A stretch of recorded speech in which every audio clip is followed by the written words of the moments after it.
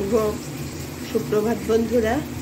কারণে অকারণে ব্লগের আমি শিখতে বলছি। আজকে সকালটা শুরু করলাম রান্নাঘর থেকে। এতদিন তো পুজো গেল, পুজোতে তো অনেক ঠাকুর দেখলাম। তৃতীয়া থেকে আমার ঠাকুর দেখা শুরু হয়েছে। তা এখন তো সংসারে মন দিতে হবে। ফ্রিজ খুলেছি আজকে, ফ্রিজে তো হাতই দিচ্ছি না। ফ্রিজ খুলেছি, খুলে দেখি কর্তা এনেছিল দুটো বাঞ্চ বড় বড় বরবটি। ওই লাবড়া তরকারি করবো এইসব ভেবে এনেছিল বোধহয়। তা এখন কী করি, এই এতগুলো বরবটি রয়েছে, ভাবলাম বরবটির একটা তরকারি করি। তোমাদের সঙ্গে সেটা শেয়ার করছি কিভাবে কি করছি। এখানে মশলাটা বানাবো, রেডি করি, তোমাদের আবার সঙ্গে দেখাচ্ছি। বরবটিগুলো ভালো করে ধুয়ে ঝুড়ির মধ্যে জল ঝরাতে দিয়েছি। দেখো দারুণ লাগে খেতে এই রেসিপিটা বরবটির। কড়াই সর্ষের তেল দিয়ে দিয়েছি। বরবটিগুলো যে ভালো করে ধুয়ে জল ঝরাতে দিয়েছি, এগুলো ভেজে নেব। বরবটিগুলো একটু ভালো করে ভেজে নিতে হবে। দেখে মনে হচ্ছে অনেকগুলো, কিন্তু যখন রান্না করব একদম একটু হয়ে যাবে। ভাজলে তো একটু কমে যায় না, আর এত ভালো হয় খেতে, যার জন্য ভাবলাম যে একটু বেশি করেই করি। তা না হলে কার পাতে দেব।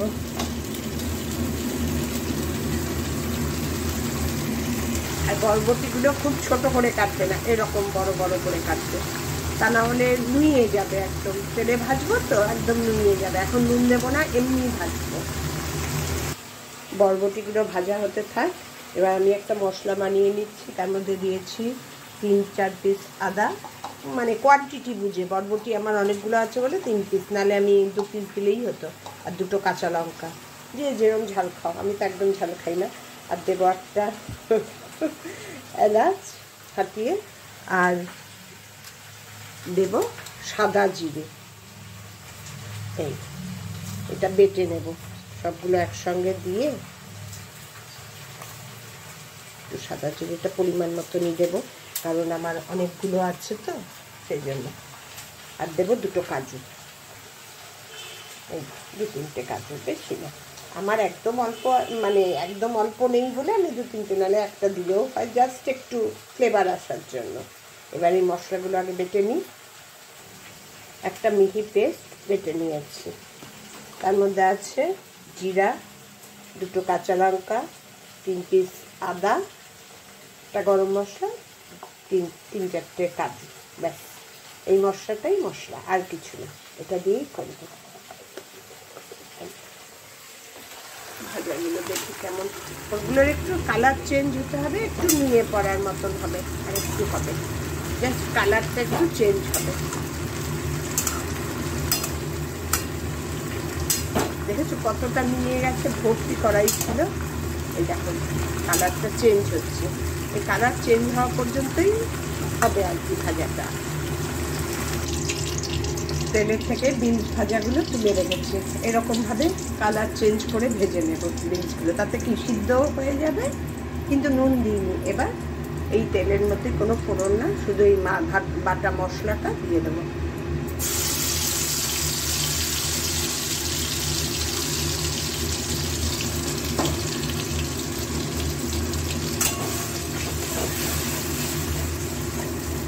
এবার এর মধ্যে দিয়ে দেবো নুন পরিমাণ মতো, কারণ নুন 1 ফোঁটাও দিইনি। অনেকগুলো তো বিনস বলছি, বরবটি। এই জিনিসটা খুব একটা স্বাদ নেই, এটাকে স্বাদ করার জন্য রান্নাটা এইভাবে করা। দিয়ে দেবো হলুদ, দিয়ে দেবো কাশ্মীরি লঙ্কার গুঁড়ো। এবার দিয়ে এটাকে একটু বাড়িয়ে দেবো। গ্যাসটা সিম করা ছিল, তা না হলে গরম তেল ছিল তো। এবার এটা একটু ভাজা ভাজা হোক, কাঁচা গন্ধটা যাক, তারপরে ভাজা বরবটিগুলো দিয়ে দেবো এর মধ্যে।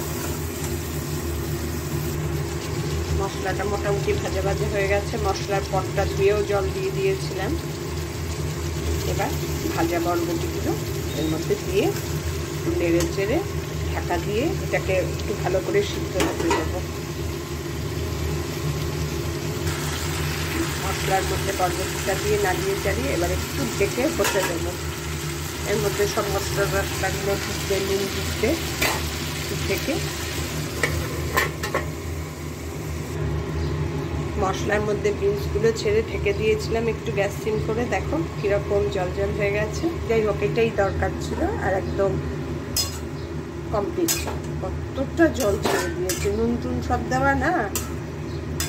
যাই হোক, এবার এর মধ্যে লাস্ট আইটেম দেবো হচ্ছে পনির। পনির তো আমি না এখন বাইরের পনিরটা একটু কমই খাওয়ার চেষ্টা করি। এটা করবো বলে কালকে রাত্রেই বাড়িতে দুধের ছানা করে রেখেছি। এটা ওপরে দিয়ে স্বাদ বাড়ানোর জন্য জাস্ট এটা এত ভালো লাগে খেতে। এর মধ্যে এটা দিয়ে দাও, দিয়ে নাড়িয়ে চাড়িয়ে একটু কিছুক্ষণ হতে দাও।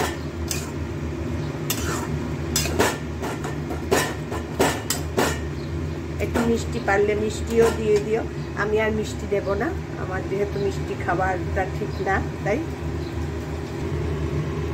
ছানাটা দেওয়াতে না, মানে পনির যেটাই বলো, দেওয়াতে জলটা একদম শুষে গেছে, একদম মাখো মাখো। আমার রান্না কমপ্লিট। সুন্দর দেখতে লাগছে না? খেতেও তেমন সুন্দর হয়, তেমন ভালো হয়। তোমরা একবার এইভাবে বানিয়ে খেও বরবটি, মানে মনেই হবে না যে বরবটি খাচ্ছ।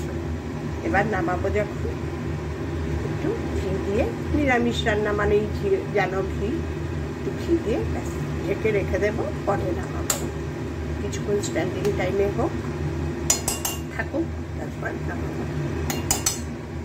বরবটির একটা স্পেশাল আইটেম তোমাদের আমি রান্না করে দেখালাম। এই রান্নাগুলো সব কিছুটা মা, কিছুটা বড় যা থেকে আমার সব শেখা। ভাবলাম আজকে এই রান্নাটাই শেয়ার করি। এক গাদা বরবটি, কি করব? কেমন লাগলো আমার রান্নাটা জানিও।